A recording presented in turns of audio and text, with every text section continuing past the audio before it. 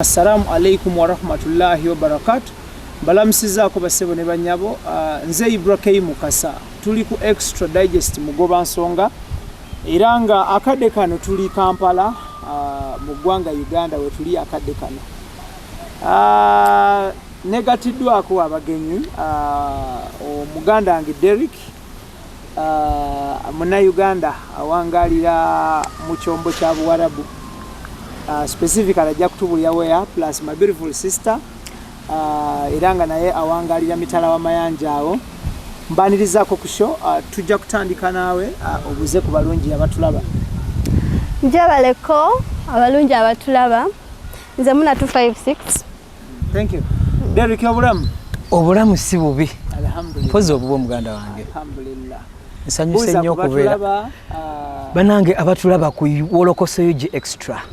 Sanyuse nnyo kubanga je muri mutulaba. Yeah. Era nange sanyuse. Je ndi muganda wange. We last met in Dubai when aliyeyo.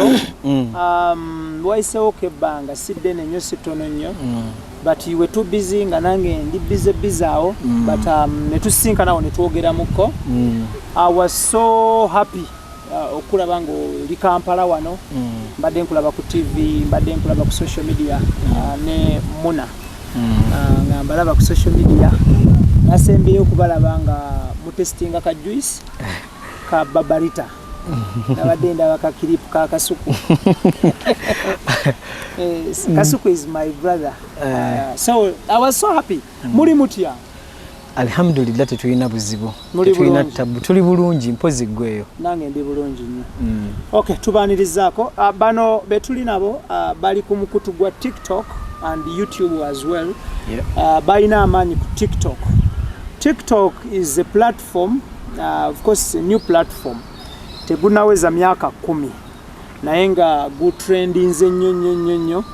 Mukutu gwa abavubuka between the age of abanya bali ku TikTok DERRICK. Myaka emeka tuli age bracket. TikTok eriko okuviira ddala ku myaka ndowooza banga 10-12 kwa kuliko abaana abato. Abana bato bangi ku TikTok. Yes, era kivalaba amateeka gaayo mangi nnyo ate makakkali okusinga social media platforms endala. Muna baani abakirizibwa okubeera ku TikTok baba bafaanana batya baba bakikula ki baba bazaalwawo abaana b'abaani. Munnange buli omu asobola okujja ku TikTok nga alina content wa wenjawulo. Kuba kuliko abato kuliko n'abakadde ng'omulaba mukadde myaka 89 kwebali. Kisinzira ku content gwowa abantu. Kisinzira ku content gwowa abantu era content gwobawa agenda kuleetera abantu either okwagala oba okugamba gwe emyaka gyo tegisana kuba ku TikTok. Batekayo baka wansi awo. No, abantu abakulaba bagamba munnange kusinzira ku byotuwa sana kuba kuguno omukutu. Oba okusinzira ku byotuwa weyongero tuweereza. Either way. So taina limit, but it depends ku content go abantu. Jala tutunulire. By the way, Muna as in what context? Muna in what context? No, it's my Muna. Okuva mu context y'erinnya ly'Ekisiraamu. Yeah, okuva my Muna. Just nalisalako obusazi. Muna. Neita Muna. Abantu lwaki badde balowooza nti Muna omusoga. Anti kati nze bwe bakimpita nze sikina mbuzibu nkirekerayo. Nagawa. Banagawa beddira ki? Nkima. Okay, tuli ku Extra Digest mugoba nsonga. Bano bendi nabo they are celebrated on TikTok. Of course sir. Olumu bwenkozesa ebigambo byange out there abantu banyiiga. When I say someone is celebrated, tekirina kutegeeza nti ensi yonna erina omumanya. We celebrate people from a certain level to all levels of the world. Tusobola celebrating omuntu okuva ku kyalo, ku district, ku muluka, ku gombolola, mu region oba mu gwanga, oba mu region into East Africa, oba semazinga wa Africa. So they are celebrated between East Africa ne Dubai ne nsi Gulf wawo ne mu Europe. Not so? Oli mukyamu mukka katono kangutereze. TikTok eyo giraba. Kati nze nina ba followers South Africa, nina Ghana, Namibia, mu Europe. Bakugoberera. Yes, TikTok ngayo ina myaka emeka. Tolimba. Oyina emyaka emeka. Emyaka 28. Uli mwana muto naye amanya go gavaawa. No, TikTok zeyampa amanyi era sijejjusa. Bade ku social media ezenjawulo naye okubeera ku TikTok kituufu. Oyina comment ya commentinga ku binenga comment zinyiza ate olumuzisesa. So my nagawa nja kuyita nnyo my oba Maimuna nja kulimalayo nnyo. TikTok eno maze kubanga ki?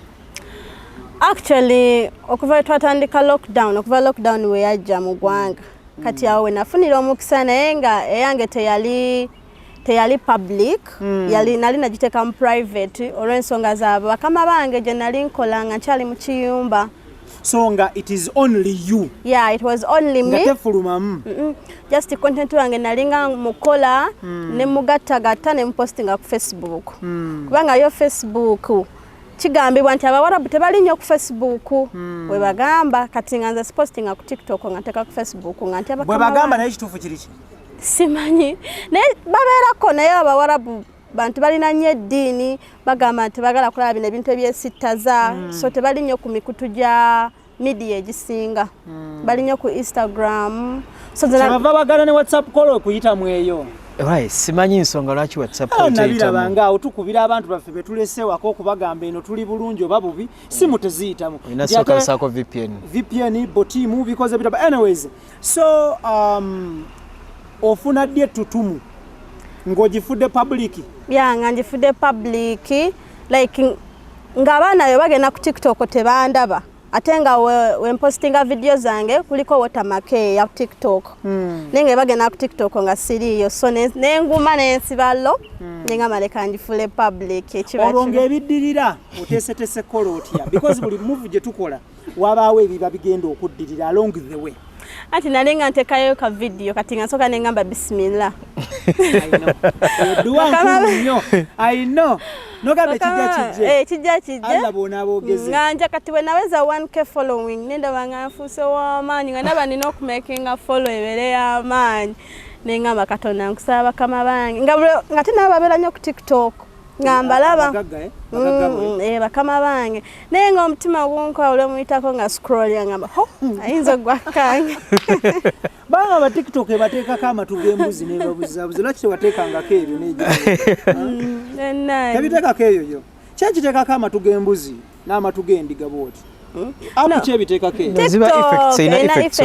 niwalitadengako ne bascrollinga ne bayitawo anti olaba kakati ekyandeetera okuguma nalina omuwala gwe nali nkola naye kati omuwala oyo nemulaga ku buvidiyo kubanga yali ankwata nga before atandika okunkwata nga yakajja kwanza yansookamu kati namulaga buvidiyo n'asanyukanga asanyuse nga gamba is she your sister nga tasobola ku believing ati yenze kubanga wanandaba nyamudu ndala nga nkola ndi muwombeefu siri mukyamufu nnyo bwekyo naye nga ate kyalaba ku TikTok kirala kati nemulaga nga mulaga you see my sister yalwawo nnyo okukkiriza nti yenze kati muli nengamba maybe ne bakama bange be bali biraba baligamba sinze. Extra digest mugoba nsonga IBRAH Mukasage manya gange tuli ne Derrick ne Muna 256. Yes. These are TikTokers bali ku platform ba social media platform banyidwa nga TikTok. Of course a trending anyo just of recent wano banja bajetanide tukola ne Roast Coffee Academy basangibwa ku Alwada Molau Airport Road Abdobi batendeka babaristas abakabi atenga ne Kampala baguddewo etabi ojja kubasanga onajja nankumbi ku stera bakutendeka obere wakabi okufunira n'omulimu atenga yo Sun Cargo Shipping Company ku Arua Park esabaza mali y'abasuubuzi okuva China paka Mombasa in only 18 days era nga nkugamba nti muna Uganda wangalire China na wangalire Uganda mu kikubo ewakiseka na kedi eziriraanye waawo na mukwano Ham Shopping Ground mwena abasubulire China bagamba nti company eriemu emanyiddwa nga Sun Cargo Shipping Company egenda okusabaliza mali okuva China paka Mombasa. Bendi nabo bali ku TikTok, bakolera ku TikTok, bawangalira ku TikTok, bamanyikiddwa via TikTok. So betuli nabo tuwayawayamu tulabe. They have embraced social media, they have embraced technology. At the end of the day, they are not enemies of progress, but batunulire kye kiba trending. They come on board, embrace it, ne basobola okubanga balaba ekiddako. Derrick, njagala tutunuulire ku TikTok kuno ogendako mwaka ki era lwaki wagendako? TikTok nze ngenzeeko lockdown mu biseera bya lockdown awo nali Dubai. Lwaki mugenzeko mu lockdown? Mubadde muli busy? No, I think kyemmanyi lockdown eyo okugenda weyagirawo TikTok yali akajjandozo omwaka nga gumwe mabega kusinkadde nnyo kati batusibe Dubai tuli wakati tugenda ku mirimu ng'olina okubeera ku simu of course simu ye ofune ekikufuula busy ngenda nsanga TikTok ne actually nze nagibeerako naye nga sipostinga nga ndaba bulabi ebigenda mu maaso ne ngamba Derrick abantu abasinga bamanyi Derrick ku Facebook abamanyi gye bali cause nze erinnya lyange lyava ku radio ndowooza obijjukira ebiseera ebyo Derrick wa radio ne ngamba waayi ntandika oteekangayo buvidiyo nateekangayo buvidiyo bwasooka bwalimu nnyimba za radio okiteeka kuba nze gwe mutu gwenjagala era ku simu yange music wange aliko ali 100% radio and wizo nensooka nteekayo obwo kati nteekayo kavidiyo akavidiyo akasooka training nali ndi mu kiyungu ndya chapati. That was your breakthrough? Bwe nakateekayo nenga ekitegeeza nsobola okukikuba ku TikTok. Kafuna bameka? Actually nafuna views zalinga mu 8 awo. Wenzijukira ya views nga 8 natyamu muganda wange ne ngamba kisoboka bana inaka abantu binalabanga okunga binegomba ensooka ntula nenga kati okuyitawo obulungi nina kikola ntya kuba TikTok eyo munnange si buli alina smartphone nti asobola okukikuba abula just olina kubeera smart kasita obeera smart osobola okukikuba mu mwezi gumu bwe guti era nze ndowooza tutunuulire that turning point video eyakuleetera eyo yasinga okuleeta abantu but tutunuulire video eyasinga okubunyisa ensi yonna gy'oli olwalira abantu okurecognizinga anti Derrick exists actually era yali video kye wagikola otya yalina science kyoba magic kye kakati video zange ezibadde zisinga ku TikTok just as inspiring abantu ebigambo kuba namanya nti bwe najjira mu kifaananyi ky'okuba nti I'm doing challenges abakola challenge gye bali bangi TikTok nasanako okusingira ddala abantu abali bakola challenge za music baddemu ennyimba z'abayimbi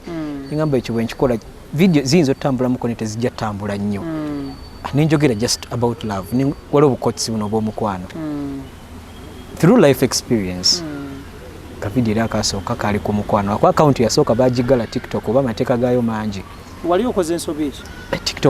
TikTok ekisooka nga yo tekkirizaako bulango kasita oteekayo akalango kaliko ennamba y'essimu oba ovaolatiza amateeka kuba TikTok nga yo erina okukuba akalango si ggwe omuntu tolangirako abula olina kukozesa mu magezi bw'oba waliwo okukola akalango ku TikTok olina kwogera Luganda ennamba y'essimu olina gisoma mu Luganda tebannabuuka lulimi kivola bakukyaliko n'abawemula bangi lwansonga lulimi tebannalubuuka omwana ne bwakera enkya n'ayogera kigambo kiyo vidiyo jasigala etambula. We baakugalira wali mu bantu bameka?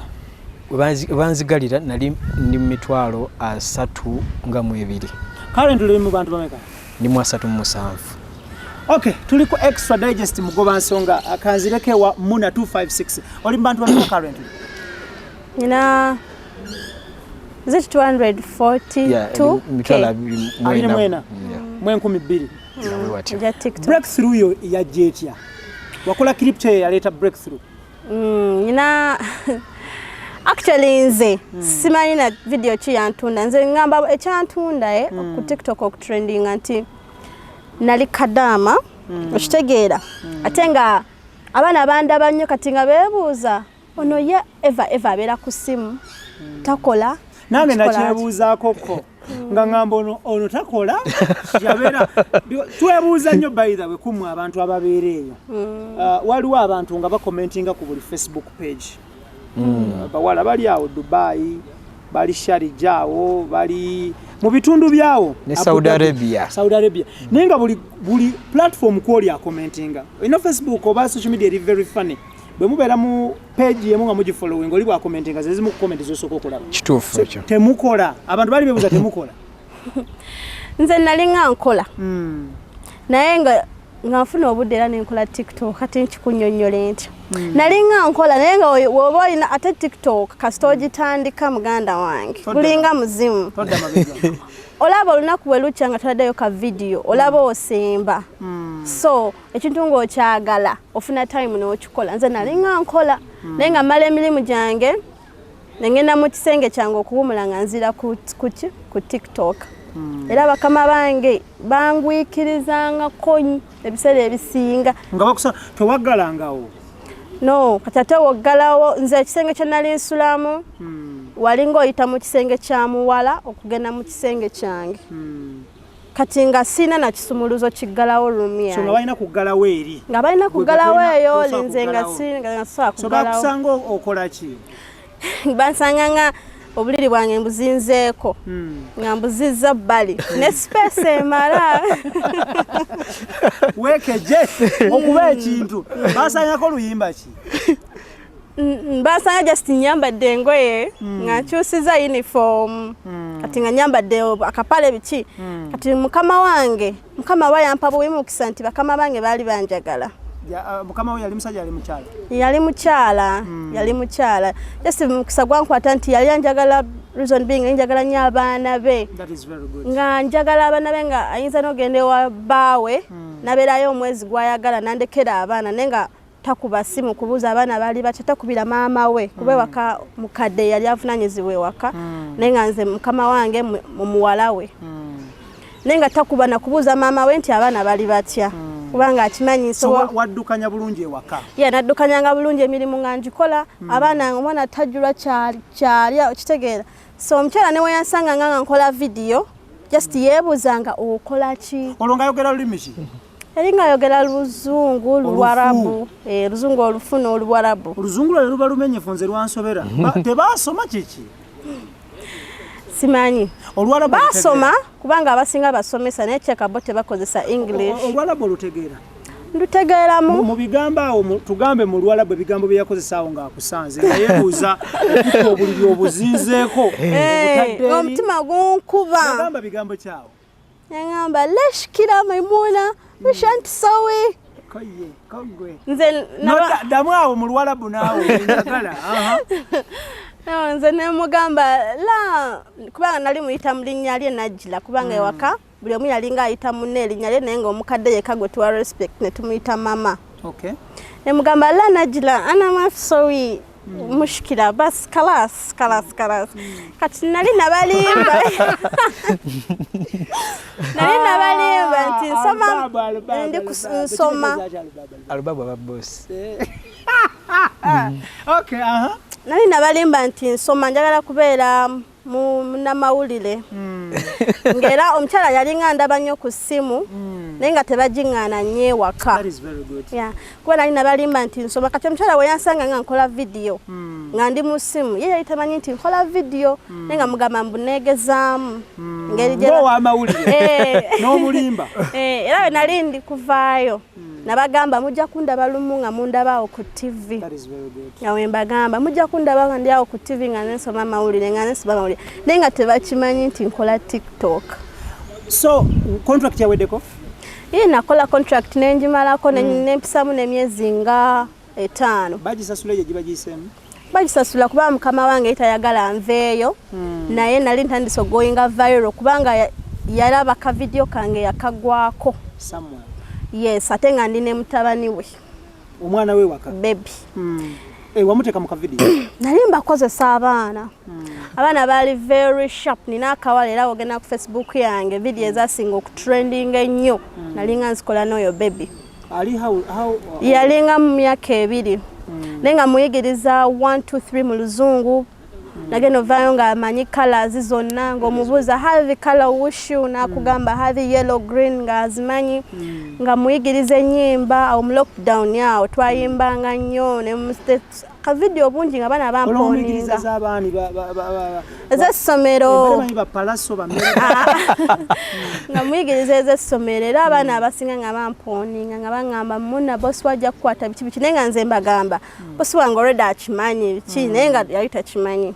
Katika video yako bwe yakalaba contract yange yali eweddeko ate nga ali kunsaba nsigale nga nkyamukolera kati yakalaba najja wentudde naŋŋamba you have TikTok kubanga balinga bangamba tukole ffenna TikTok zaabwe naye but they don't post nga nze mbagamba no I'm not fan kakati ajja n'alaba ka video ka mutabani we mukwano gwe ye yakamuweereza because kagoinga viral n'amugamba ono si mutabani wo ate kibebi kyali kismilinga bwe nali nkikutte nga nkibuusawo kiseka ka video kaatambula kati nandeetera essimu naŋŋamba you have TikTok omutima ne gunkuba kati nemmanyi agenza okimbuuza kitegeeza alina kyalabye ne mugamba yes I have nandaga ka video nga nne mutabani we naŋŋamba tokiddangamu kino ky'okoze ne mama sigenda mugamba kuba yo mukadde ate ye yali mukambwe nnyo nga tayagala natubeere n'amasimu nze ne mukozi munnange ewaka atayagalirako ddala naŋŋamba toddamu kino ky'okoze oba olina video yonna ng'olina abaana bange gidiliitinge oli waddemu okukola TikToks zo zisiyina buzibu but with my kids no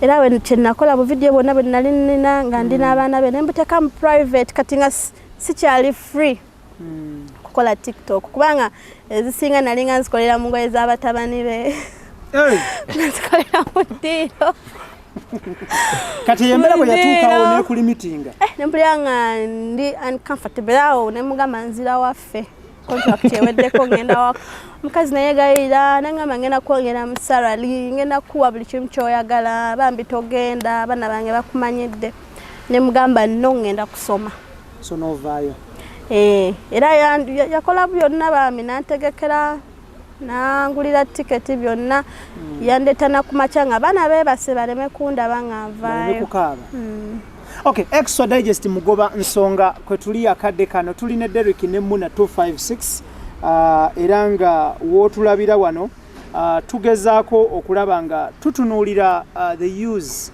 of internet abantu bakoseza batya internet okulaba nga ekintu kino bakikwasaganya bulungi nnyo. Derrick njagala tutunuulire ono agamba yali mu kiyumba bw'obadde oli kuki nawe obadde mu kiyumba nze nkola nina kampani gye nkolera aba mu kiyumba tebabalaba no kati kisinzira family gy'olimu nakulabanga buli kiseera nze mbadde ndi free nze siriika nkuba ku mukono nkulaba mu kunyonyi baasi mu restaurant si mu molo kitegeeza tobadde mu kiyumba so badde gwokola nze mbadde free nga nina kampani gye nkolerera e Dubai enkozesa ne kati ebiseera ebya lockdown kasita natandika kukola video zitandise otambula buntu babusharinga bana bankubira screenshot bakutadde ku status z'abantu biki engamba bannange sobola okubeera owakabibwe nti natyamu nnyo muganda wange engamba kati kentandise sigenda zikiza wali ku social media nga you have a lot of humor you're funny but at times you abuse people, you attack people. Byalinga actually nze okuvuma okwo kwoyogerako ebiseera nga ne radio akyali mulamu kubanga omulimu gwaffe nali mu team Radio and Weasel. Yeah, I remember. Yes, nga omuntu yenna agezaako okulumba Radio and Weasel obanga alumbye nze nga sinza kuzikiza ekitegeero ekyo kozi radio namwagala ng'omuntu ku mutima nga tanaba nakummanya era okutuuka okummanya bambi naye yammanya lwa laavu gye nnina gyali. Very good. Oba okitegeera muganda wange yabwetiwe natambuzanga obulamu so ovotya mu that character eyokuba nti you attack people kati kozesa amaanyi okusuppressinga baba balese omuliro ovotya mu character eyo ate okucrossinga okudde eno gyoli kati gyendi saawa eno bw'ofuuka famous mulimu ebintu ebimu byolina okwerekereza mulimu ebintu byolina okwerekereza ng'ebyokuvuma abantu okwogera ebigambo ebitasaanidde okitegeera era ne Facebook awo nagikyusiza nga video zenkola ku TikTok nzireetako eno ne ku Facebook akuba nafunamuko challenge manyi nga nakatandika TikTok eyo nafuna challenges z'amaanyi naddala mu bantu abammanyi ali mu kwemoola ali mu TikTok kwemoola naye nga nze kyendabyeko siyinza kudda mabega video zitazotambula abantu bampereza zi screenshot nengamba sigenda kuzikiza osanga nyinza ofunamu ekiramu mu maaso eyo okitegeera.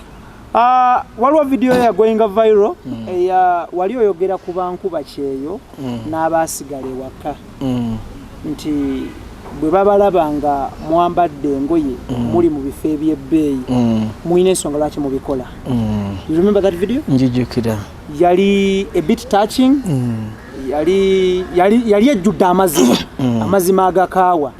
Ki ekyakuviirako okukola video eyo kwegamba in the long run yalinga enyigiriza abali ewaka yalinga etunyigiriza ffe emwaleka e Kampala IBRAH kino nkyogera nkiddamu kati kanjogere ng'omuntu ali e Dubai essaawa eno abantu abali ewaka abantu abali e Uganda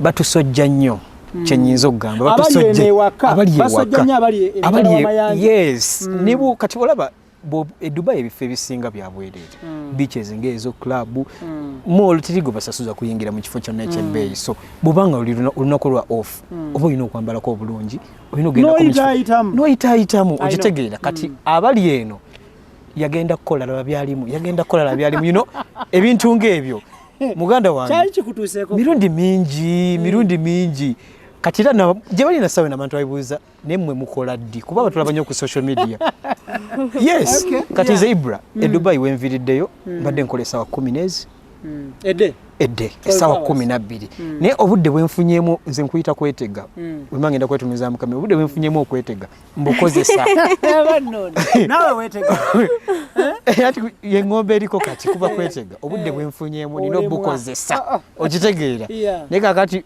nyinza okulira mu video nga nnya ate zonna nezipostinga mu lunaku olwo awali eno e Uganda wakubuuliza nemmwe mukola ddi okitegeera nenjagala mubuuze naye mubuuze kati ye obudde wabujja luddawo obundaba yakola ddi yaba akola ki okitegeera naye nga tamanya ate ffe bye tuyitamu omuntu okola essaawa 12 so did you get people who called you ku simu oba bakwandikiranga message oba wasomanga random comments ku social media muganda wange comments ezo tuba tulina oziyitamu kubeera mu comments mumuyinza okuva kyogenda okuddako okupostinga okitegeera so comments zibeera okusingira ddala zibeera comments ate nga nzira ne kupostiza abantu abalala b'enjawulo bankuba kyeyo so ekintu ekyo kyannuma nnyo ne ngamba no kampiseewo ensonga eno ku TikTok engeri gye nina amaanyi ga TikTok video eno ejja kutambula era alhamdulillah yatambula obubaka bwatuuka so owulira otya okubanga wayisaamu ensonga yo negguka no mpulira bulungi kozi buli wema nina kyempulira ku mutima kyenjagala okuyisaawo nga nsonga ya makulu teyinza butayitawo extra digest mugoba nsonga kwe tuli IBRAH Mukasage manya gange tuli ne DERRICK nga kotadde ne Muna 256 bano bali ku TikTok baba bawangalira Dubai nawo bade Tereza muko si TikTok kati platform zone za social media kwe tuli ne kugundi kwe muli ku WeChat awonira WeChat se tuliyo tuli ku TikTok tuli ku Facebook Instagram YouTube okay tukola ne Almeredian Ventures Limited ekutwala kuba kyeyo kata basangibwa ntindawo nga wakava ku Hardware World bano batwala from the age of 18 to the age of 40 era bakugamba nti jangu bakutwala okuba ekyeyo aina senior 4 senior 6 diploma degree or certificate nawe atasobola kumalako misomo gyo olw'ensonga eziteebereka jangu ogenda okuba ekyeyo aba Almeredian Ventures bajja kutwala okuba ekyeyo ekkata nkiddamu weewala abafere bakyala kimpadde banakigwanyiza abagandi bakutwala mu nsi ez'enjawulo bano bakutwala kata wokka so njagala tutunulire DERRICK aga muri ku platforms nyingi njagala tutunulire muri ku platforms kina ki in particular first of all nze nasoka kikubira ku Facebook nga bwe nagamye mu kusooka era Facebook yange eina the biggest following ku osinzira ku all my social media platforms then nina Facebook nkikuba ya TikTok yange etambula bulungi nina Instagram naye etambula bulungi ne ku YouTube era video zaffe zitambula bulungi so YouTube yebagatta no Facebook etugatta ne YouTube etugatta kati enaku zino it's like we are one so like TikTok oyine yiyo yeah yes. TikTok DERRICK ayine yiye yeah. but because ku YouTube mbalaba mwembi yeah YouTube ya mweri mba subscribers bameka kati eri mitwalo yawezeze mitwalo enanga mu 15 48 40 nakanana kirabike nakanana okay. Mbadde lwaki YouTube eno esobyemu compared to TikTok no actually YouTube tubuserate kyenyiza okugamba cause fe twasooka tutunulidde TikTok nini n'omugezi wange ajja nanga mwana TikTok eyo fine kwoli okikuba kitambula naye wetaga okubanga ekintu kino kifunamu ku kasente ate YouTube waliyo sente so nensooka nkipikawo okuweza oba subscribe 1000 ne watch time ya is it 4000 hours simanyize n'abagagga bange babinteekako nina omugagga wange ne okuweza watch time guno omwezi zivuddeyo bweziki zino kyensinga okutegeera nze kwogera mu kamera kyosinga okutegeera kasita twawuza watch time ne bagimonetizinga. YouTube lwetu akagitandika kukyade myezi ng'ena naye eri mu kudduka myezi ng'ena ya so singa twali twabuuka mu kusooka tuli myezi era actually kuva bagimonetizinga tubadde tulya abaana bano. TikTok eno esasula kubanga njagala kugira wano nagenze ku TikTok Keith Kanabi yantaddeko naye abantu tebawera. Njagala just wano kulagako abantu tebawera. Nagenze ku nga tebazze ndi bubi olinako abantu bameka ono yaba bakusomera ndi bubameka ainako 32 IBRAH kyenyiza okugamba ndi mu bantu 32 bano bengobere abakugoberera abangoberera 32 likes 38 ndi bubi oli bubi naye ate osobola okukikola obudde TikTok kyerina osobola nokukola video egi emu nekuletera bafollowers omutwalo. Magic yaliwa nina kugoberera bangi balina okungoberera lwazi. Nedda TikTok tewali magic wabula being creative. Wekasitobera creative abantu bagenda kunoonya bokka tewetaaga kukaka ekyange kisobyemu ate kyo kisobola netwa atandika Keith najiteekayo wanteekayo ddi wiki ewedde wiki ewedde ato complaining akati ina chiwamu obudde Idris lukwago kwali ali ku 00 Idris sikugoberera tongoberera goberera wakiri Keith but Idris you will make it I know ojja kusala asala buno bwenjogera obuteekeyo bubeere bubwo. Of course Tony Senabuli ataliko Daniel Mugoya kwoli ogenda kenja inshallah. So Derrick TikTok esasula eti TikTok esasula naye kitwala akabanga kyenyinza okugamba ensasula esooka zino live videos zetukola singa omuntu oyina ba followers abawerako basobola wali gye bayita gifting oba oli ku live kasita naku gifting bujjanga in form of gifts naye gwe osobola turning into money as for yazija in dollars osobola zi withdrawing onto your account. Okay. Yes. Yensasula yayo kati ensasula endala yabana abamaanye nnyo. Olukana akawala Kenya bakaita kani? Waliwo akawala kenalaba Kenya abagamba akaamaanyi nnyo ku TikTok. Kenya balina bangi. Kyenyiza okugamba kuba Kenya balina representative owa TikTok yennyini ali mu Kenya fete tumulina wane Uganda. Yeah, Kenya balina representative. Atula Kenya? Yes. Kivala abali verified mu Kenya bangi. Atafano tuli batono. Are you verified? Uganda tulina bana bali verified balaka balinga basatu oba bana tulina mu Gold Viv waliwo gwe bayita October Ferry waliwo Amito then Amito Mitra yes mumanyi Mitra ate Alan Cruz atali Alan Cruz yejingira ki Alan yanjagaza ne TikTok nawe verification process eyo sinya mpanvu mukati kufe bana Uganda batalina representative era babazirina saawe eno bazifuna biseera biri TikTok nga yakakyaka nnyo nga bo banoonya market okitegeera ne kati balaba kyakwata eso kizibu 256 abantu abagala kumanya contract yaweddeko you're doing very well on social media wakomyewo kubeera wano oba wayitiddewo buyitizi? Contract yange yagwako dda yagwako nenkomawo Uganda nembeera mu wiiki emu nengenda e Dubai. Dubai when I took a Dubai Derrick yantwala e Dubai n'okuva e Saudi Arabia nagenda okuvayo nga visa yange yamaze doji processinga when natuuka wano nanfunira ticket nengenda e Dubai. When I took a Dubai nefuna omulimu badde nkola mu Burger King nga nkolanga cashier. Kati wenali mu Burger King emirimu giri kind tough sinti sisobola kukola naye so hectic obera busy nnyo. No tukola nnyo ate nga ne salary tagendera ku ngeri gye tukola okitegeera okusinziira ku ssente ze batuwa nga tekibalansinga bulungi. So nesalawo Burger King njiveemu naye nagenda okuva mu Burger King nga ate fame yange yeeyongeddeko okuva twatandika okukola ne Derrick ekintu nga ndaba kyamaanyi ntandika okufuna contract ez'enjawulo mu company ez'enjawulo mu Dubai. Kati awo nendaba nga salary gwenfuna n'obudde bwenteekamu nga nkola nnyo lwaki si concentrating ku kino ekya media okitegeera oba mpozi nefuna n'omulimu omulala ogutali guno nga nina obudde kubanga gwe nali sirina budde tukola nnyo nga I don't have time. Anti nkyakujjira kubanga contract yange nenjitaminatinga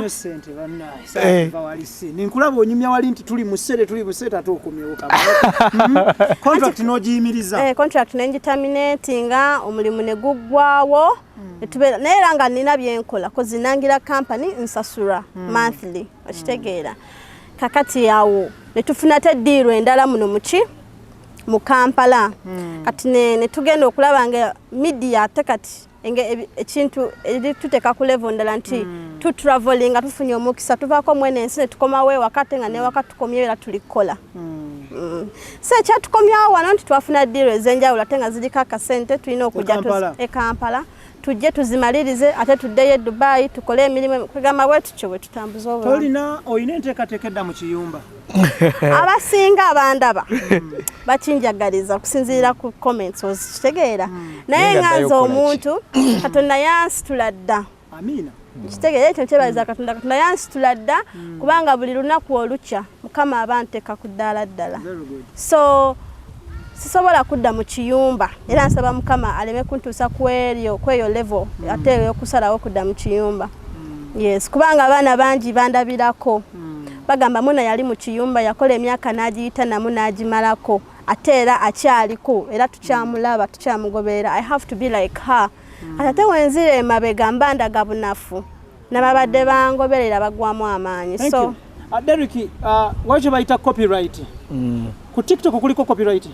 TikTok copyright kweri sebo. Ekola etya yo era ya music nga boolaba eno nti bot uploading oluyimba actually lwakwanti bana Uganda abamu tebana babuka TikTok abayimbi kyengamba abayimbi batini abaliko ne aba enyimba z'abasajja naddala bali abebweru ziri copyrighted era singa olwa uploading ayo bot ngo uploadinze ka video ko mweruli copyright ebekwata sound wabajijjamu na yesinga ogenda nokola video nga iyo no sound no already eri ku TikTok ko mimbi abayi no gifunamu ne kati go boteekayo views ezofuna kitegeeza omimbi oli nnyini yabatafunyemu ne bayimbi batini abafa bya Uganda wana bagenda babuuka ekintu ekyo so bwe bajjayo sound video ebata kyatambula ebefuddeyo ebekomyawo on a daily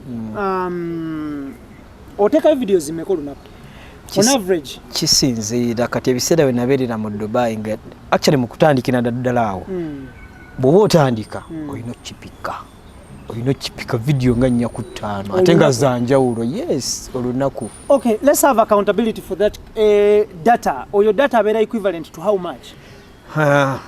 Dubai. I know mukozesa wifi naye let's have a actually simple by the way wano kati era muna abaana bali Uganda mbawa credit kuba newe twatuuka waneeno data ngadduka emisinde giri gye simanyira kwa TikTok ewuta data naye abaana be Uganda wano nno zambala kabalekayo n'okulya n'agula data olunaku kimanyi kuba olunaku lwasooka twakozesa data munaku nga 2 data mitwalo nga 6 wewakyo okitegeera ningamba bino tetujja kumalako tulina kugula wa mwezi okitegeera data adduka naddala TikTok ekwamuna eziri videos data addukira ddala speed so kakati engeri gyekiri nti tuyingizaamu era kasente so kati ekya data ekyo tekinyigiriza nnyo of course kuba kati yafuuka business gwafuuka mulimu so wakomyewo wano kusigalawo oba olina byokwaza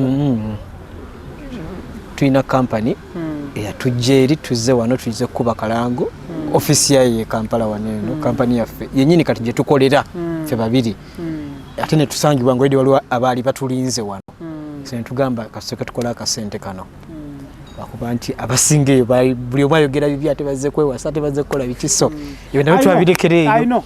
Of course kyammanyi mugenda kwewasa kati naye nga mugenda kwewasa kyonna kikiri Katonda yasinga okumanya naye nga si kati naye nga mugenda kwewasa Katonda yasinga okumanya. Okukwatagana mutya mwami na mukyala kivu kitambula kitya okukwatagana abantu bangi nnyo ebweru eyo bagamba nti asa akola na mukyala wange mukyala wange tajja ku mulimu gwange ekyammwe kibeera kiti no actually nze mukyala wange mugamba totawaana no kisinziira kati ffe okusisinkana twasisinkana ffena olidde tuli ku media singa omwo abanga tali ku media of course kiba kati ffena tuli ku media ate ffena tugimatira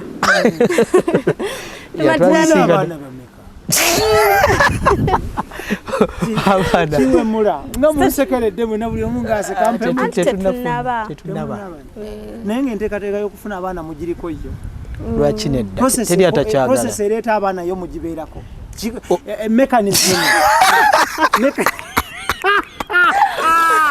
mulake mugasa oba mbuuzizza kyekyo obuuziza ekibuuzo kyo mukiriko era anytime from now kugenda musamba kukungula kasooli nga tosize anytime from now gayinza okuba amawulire kati ate agabeera obuseko bwoseka buliko bwa bad black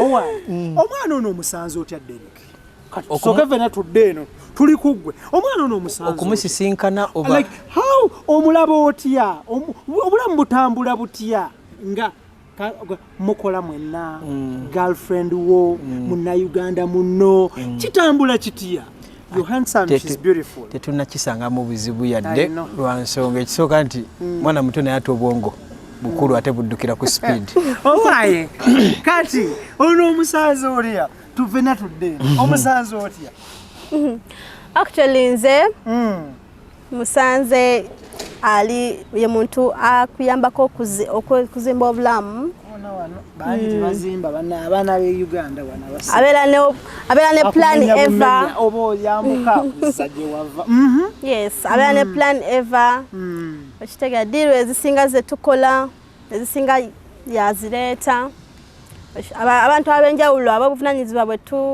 betusisinkana yalina connections nabo so andi ono mugezi wa city amusange Dubai yangamba yalina okulambuza Dubai eri mulala natya Derrick obwongo bwe bukola kale ate ayagala nnyo ssente ate omuntu ayagala nnyo ssente oba olaba obulamu gye bulaga nti ayagala mubeere bulungi buli kimu nga kiri bulungi okirese mu context ndi munonyi wa ssente tereza ensonga ndi munonyi wa ssente manyi okunoonya ssente olaba omuntu ayagala ssente aba mukozi ate aba ayiiya nnyo okulaba nti mufuna ssente ewaka mubeere bulungi okay Derrick njagala tutunuulire social media eno omuntu ali ebweru oyinza musigira kifaananyi ki about use of social media and misuse of social media kakati ekisookera ddala nze ngenda sooka kwogera ku bantu bano ddala basookanga okunkoona oli mu TikTok weemoola weekola ki naye kati abaamu ku baali bankoona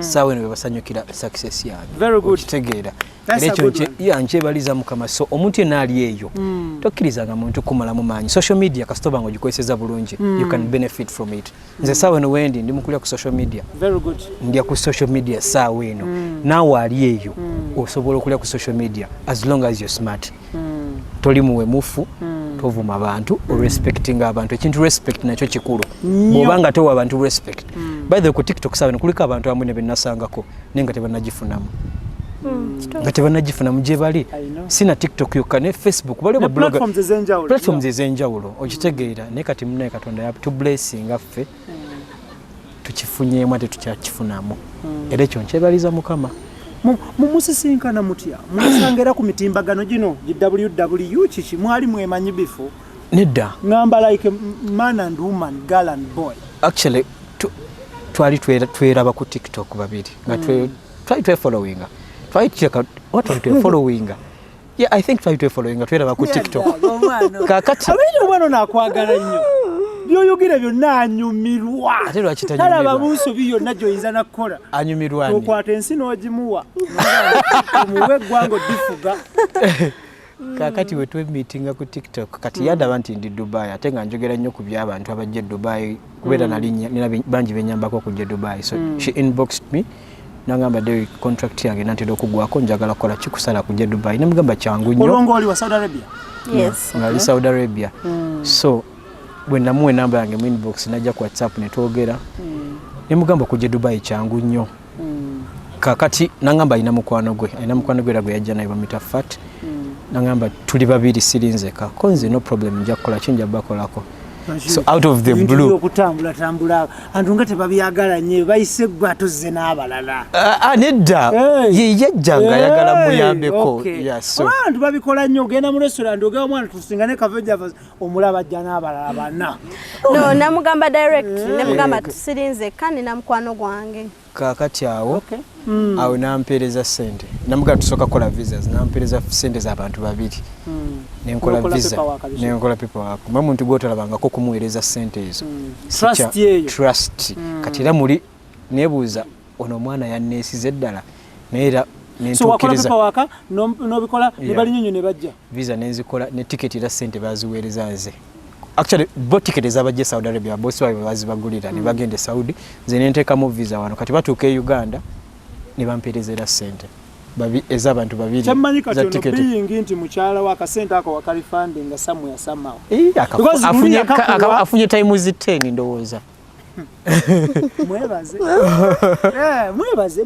webaze omusajja nsiima munnange seka bubi nsonyo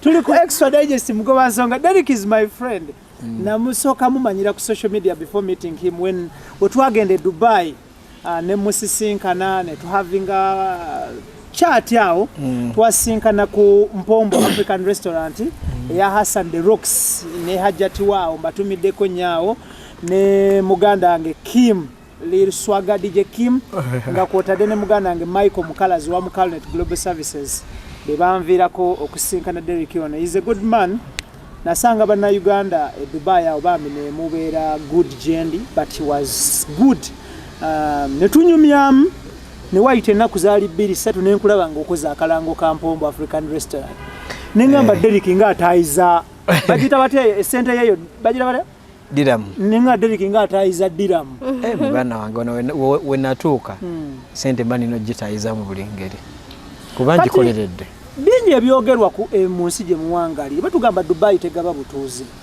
omazeyo emyaka emeka actually empeziza emyaka 5 e Dubai iyo visa kika kye gyoli ano contract gye nasookera ddala omulundi ogwasookera ddala ogenda company gye nayita mu company wano Uganda nenkolayo omwaka gumu ng'emirimu si myangu gyali mikalubu nnyo nalina obugumiikiriza bungi nakolayo emyezi 11 nenkola effujjo muganda wange emirimu gyali gy'amaanyi nnyo kuba ne bazadde bange baali tebamanyi mulimu gwenkola nga sirina muntu gwembulira nga nfa lwange natoba ng'omusajja natoba kuba abantu twagenda abantu 12 no 21 ne bagenda bakongokako mpola mu musano gwe Dubai ogumanyi gwe Dubai obaddeyo mulimu gwe nali nkola nga nkolera wabweru gwocha ate nga birimu okwetikka bakutikka ebintu bizitowakkiro so waleetawo mbeera ki okuva nayomba n'obusajja kati ne busooka bunkangamawo tusobola okuzibwa mwe nga bo bumanyi bwe bunanga busobola okuzibwa ffe ngenda kweraliikirira kumbe kyoyagala ne mbagamba mu nziza eyo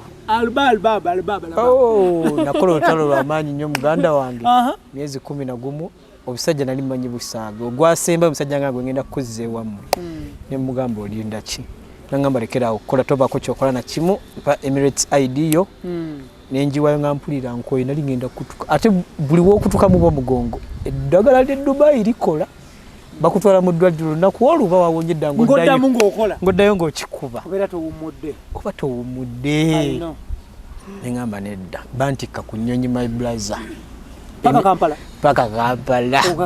bantika ku passport bagimpa maze n'okuyingira ku immigration wali bagikuweera wali awali ekibati bwe bagikuweera nga tolina nawe oyinza kubirayo omusajja yantwala ku airport yagimpa maze kuyita nga nyingira immigration bwati yamala okona mu stamp nga atunula bwati nalyoka avaawo nenzire Uganda nengamba nedda sika kunoonya sente nezino zigaane nenjiriba buto netwala nga nze nenoonya omulimu nato omulimu actually nagufuna mu biseera radio yafiira nagufuna omulimu nagufuna ndooza ya radio yafanga leero enkeera ne bankubira essimu nali mu maziga ag'amaanyi negumya nenga nenkola interview kyamukisa mulungi nenjiyita nenfuna omulimu Dubai ekuyisize ebbanga lyomazeeyo Dubai stempisiza obyera sijejjusa era omuvubuka yenna yali etaze entandikwa Dubai kifo kirungi nnyo kyakugenda kukoleramu Dubai ekuyisize etya muna Dubai mpisiza bulungi. Kubanga nze mbaddeyo nenkola yadde okukola nakola myezi bajali 8. Jali 8 terminating contract nembera ngambera waka. Ngambera waka nenga emirimu gyenkola ja just nkuba advert tukola company ekola visa. Nga sikola nnyo naye nga nyingiza. That is very good. Yeah. You work smart. Yes, smart. Nga just wakalango kabaka ekinene nnyo 1 hour. Yeah, ziwera only 30 minutes. Ngateka ku media ba commenting ba sharing nga nze mbera waka. So Dubai tempsiza bubi. Omukama wo Alubabu wamugamba ogenda kubeera ng'okola ku TV. Ekirooto ekyo kikyaliko? Yeah, kikyaliko. So ogenda kutema otyo oluwendo lutuukiriza ekirooto ekyo ky'okuba ng'okola ku TV? Kyoba omanya ne wano wendi TV nyingi ezaagala okukola nange. That is very good. Yes. TV nyingi ezaagala nze ekyoto kyange mu buto nga nkola njagala kuzannya movie. Njagala kubeera ku TV. Ne kati film industry nyingi ezineetaaga nkole nabo. TV nyingi ezindaba ezaagala okukola nabo. So kati ku ssaawa eno gye ndiko si kintu kizibu nnyo okuba nga nkola ku TV. Mama wo ne taata wo balamu? Mama wange gyali, taata wange ye I don't know. Naye gyali I don't know, but for my mom gyali. Mama wo mugamba okola mulimu ki? No, mama wange buli kimu kyempitamu mu bulamu bw'ensi akimanyi. Because nawe nalimba kuguli omulimu omukadde era yali akimanyi. Ne mugamba kati right now wendi ndi kunoonya mulimu. Naye teweeraliikirira era still nkyayingiza. Mama ali ku internet? Abeerako ne talinaako mu account biki naye nga just abeerako n'alaba era andaba. Amanyi nti oli ku TikTok? Akimanyi. Byonna abiraba. That's very good. Yes. Okay, Derrick, we're crossing from being a fanatic of the duo Reddy and Weasel no Jakati oyimiridde gwe nga gwe Derrick. So olwaleero bakuyita Derrick. Tochali bachakwita Derrick wa radio. Eryo kisinza kulisuula. Sure. Omusajja ali wano ku mutima yafana yakyali wano. Talivaawo. Era ekinkozesa ekyo. Nange kusaidi yange kukuuma legacy ya radio. Kwa buli muntu ayogera ku Derrick nangerako wa radio. Ni radio era omuntu ajja kwebuza radio. Amanya kama tufugwane. Bampita Nsubuga Derrick. Wedira mamba. Nedira mamba. Bazale bo balamu. Bonna balamu. Bamanyi kyokola. Bakimanyi kati guno ogwafuka naddala mama wange bakimanyi ti guno ogwafuka nnyo. Very good. Actually tabadde na ku TikTok nnyo agidownloadize bino ebiseera wenkomeddewo naye video just badde bumutuukako kuva mu mikwano gy'ab'enjawulo babumuweereza via WhatsApp. Exactly babumuweereza nga bulungi kati naye yawalirizibwa okudownloadinga TikTok. Yeah. Oyina nteekateeka ki mu myaka 5 mwerabawa nga duo Derrick ne Muna mweraba mu myaka 5? Actually 5 nawalanye naye mu myaka nga 3 ffe twagala kutambula ensi eno okugyetooloola. Tuyina ekirooto ky'okutambula. Idris omunagana Wodemaya mwala kutambula ngoyo musajja. Beera akola videos mu. Exactly tuwaringe mu nsi ezenjawulo nga twetaaga content w'ensi ezenjawulo twagala nnyo ku adventuring. That is very good. Yeah. Ola kyekisinze challenge zosinze okusanga mu mulimu guno goli mukola ogwa media. Challenge era yabaddemu ey'okunyiga. Anyway wabeerayo omuntu atakwagala olw'engeri abantu abalagi bakwagala ennyo nga ye kimuyisa bubi okitegeera. Ate abantu befitina gye bali bangi nnyo. Abantu befitina abamuddugavu naye nga si nnyo si muwanvu nnyo simanyi nakumanya. So abantu abo bakuyisa batya? Actually natuuka nempulira nga kinyigamu naye nenzijukira nti Reddy and Weasel babavumanga nnyo naye nze nababeerangako okuva bwe batandika babavumira emyaka gye babavumanga ne babavuma ng'ate ffe tubalwanira eno ne ŋŋamba abasajja bano bakiyitamu naye nga bo tebabiraba tebabiwa nnyo budde so ebintu ng'ebyo obiraba naye tolina kubiwa nnyo budde okitegeera because the moment you become famous ebyo n'obisuubira si buli muntu nti agenda kukwagala okitegeera so ekyo kasita okiteeka mu mutwe wano obulamu bujja kutambulira bulungi. Negative energy eno gikola otya Muna? How do you handle this negative energy eya social media?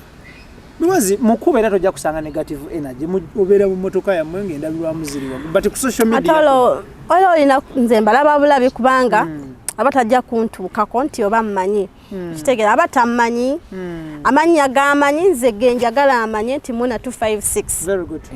Kyayogera konze kyenjagala ayogereko. Kubanga kyo mufeedinze. Kubanga kyo mufeedinze. Kitegera tamanyi nganze omuntu personally tamanyi familia yange tajimanyi kati omuntu ngoyo abatankosa. So bwayogera byayogera waliyo bafani abakuyamba okulwanira entalo kitegeera era oba oli awo nga ka video kakutuuseko gwayaguma naawe ina kakibi kibiji nomanya olutalo kati abo bajja dumala. And by the way buli muntu ayina abantu abamuvumenyi baba bomongera kumuwanika ya buli muntu customer ngoyogerwako ne omuntu yenna nga tebakwogerako kitegeeza toli relevant ne bobango ina abantu ngabo nga bakuvuma kino bakwogerako kino bakogera kino bobongera kuwanika natakumanyi ajja kukonawo we mwa pushingira team ready and wizo mwogerwako nti mwayina fake accounts ezivuma abantu ekintu kyo kidebeka ekyo kyalingayo kituufu kyalingayo nga tolina kugira mu identity yentuufu ogitegeera kozi munange kampale ne libuba kifeeso oyinza okuvuma omuntu enkera ne bakusanga ne bakukolako okitegeera sobo olina okwekweka mu account ne kati ebyo byonna nabigalawo tebikyakola. Okay, kale tugenda kubanga bano tubaleka bagende bakwasaganya emirimu emirala. Njagala kubebaza okubeera abantu abalungi n'okuzuula ekirungi to be on the positive side of social media, okukozesa social media positively. But before we go, Muna obubaka bw'obusembayo eri bannayuganda abatulaba, but more especially to the girls, abaana ab'obuwala out there. Abaana ab'obuwala out there nze kyemba kuutira mwagala okukola mwagala okukola yes temubeeraawo nga eva olinda bakufeeding yagala okukola. People will respect you in that aspect nga tosabiriza tolinda muntu kufaako manya kyoyagala era woba olina ekirooto kitandikira ku ggwe tewali agenda kuvaayo akulifting.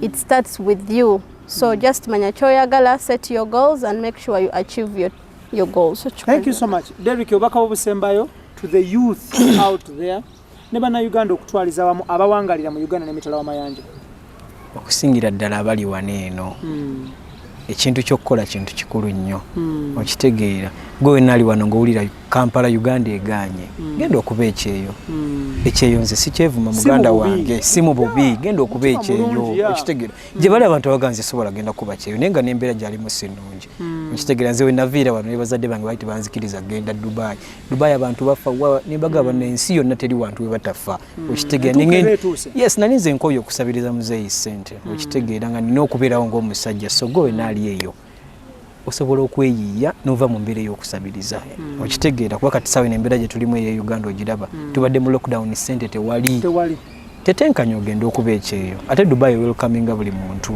okitegeera kale njala kwebaza Idris Lukwago, Daniel Mugoya, Keith Kanabineto ne Senabulya, then njala kwebaza this duo Muna 256 ne Derrick wa radio. Njala kwebaza okubanga abavubuka abavuddeyo ku embracing technology ate ne bamukozesa mu bulungi to survive and empower themselves at the end of the day. IBRAH Mukasage manya gange mbagaliza birungi byerere mubere bulungi mweraba.